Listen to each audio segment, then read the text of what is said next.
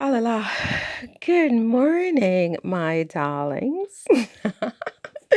Happy Sunday morning to you, especially if you are returning and you came back a second or third time. But of course, even if you are here for the first time, I welcome you and invite you to subscribe to my channel and yeah, help me grow this thing. So I don't have, obviously, I'm a very small channel. I have what now? I have 384 subscribers as of today, but that goes up and down.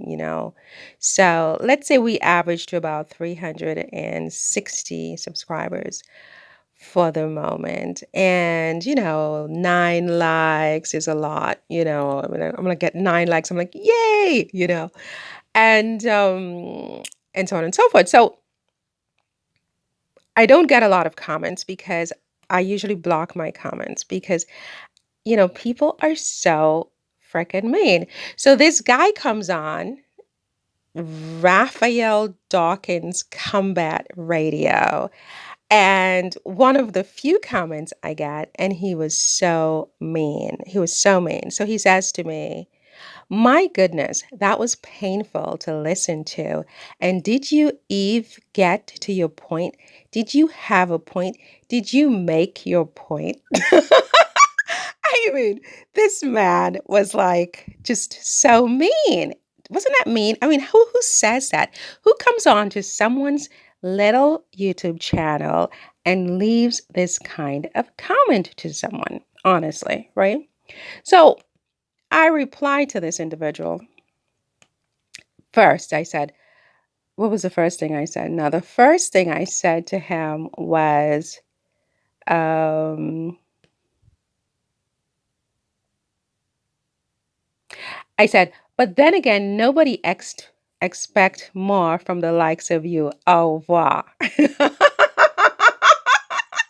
That's what I said at first. But then I thought about it, and you know how you blood. I'm a Caribbean girl at heart. I mean, in my heart, at the end, in the end, I'm a Caribbean girl at heart, right? So your blood starts to boil and you say you should have said something different, right? Because at first I did the French, au revoir, right? So then I decided to give him the patois, right? Is it patois? It's called patois or Creole? I have no idea. Okay. So such a long time ago. Such a long time ago, but I do remember my Creole. So I thought it over and then I went back on an hour later and I said, and matter of fact, keep no, at all. Wait. And matter of fact, going forward, keep your ass out of my yard. If you speak Creole, you know that that's just, even as I wrote it, I thought it was hysterically funny. I just laughed my head off, right? But he wasn't finished. He still comes back on to diss me. LOL, so much emotion. If you put some of that emotion in your video, it might help, but less waffling going forward. Write your points down and get to the point next time. You know what, Raphael? I'm going to tell you again in Creole because you need to be told in Creole, okay? I'm going to say, take your jaji bongo and get your ass out of my yard. What part of that you don't understand? Now come back in my house, eh? Take your jaji bongo and get your ass out of my yard. How about that?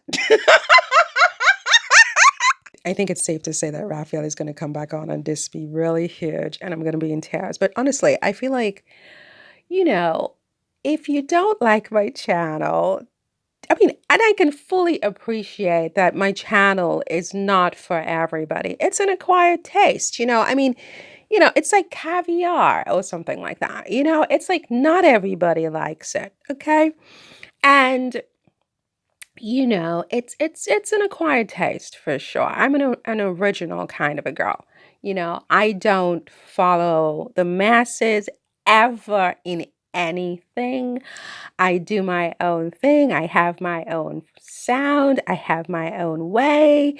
And it's unusual. I'm unusual. I'm not like mass produced, okay? And that's not a brag. It just is what it is. I'm not sort of someone who is easily sort of stereotyped, and most people are not going to get me. Where is this article with Camilla? Honestly, so the Daily Beast is driving me crazy. So I guess I won't be able to see the article on Camilla. So they had this article on her. Let's switch gears because Raphael has taken up enough of my time. He's taken up enough of my time.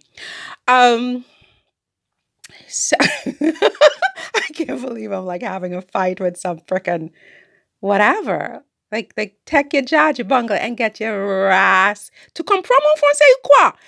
Take your judge, bungle, and get your ass. You know, I had a moratorium on cursing, so this is not good. Like, I can't even get my video done because this man has upset me so much. Okay, so anyways, I wanted to talk about Queen Camilla's royal victory lap, which was a great article in the Daily Beast, which typically is not pro Meghan and Harry and seems more pro the royal family. So I was really quite surprised by the tone of this article, but I can't get the article back just because I think I'm allowed just one free read per month. And after that, they want you to subscribe to the Daily Beast, which typically I don't do, you know?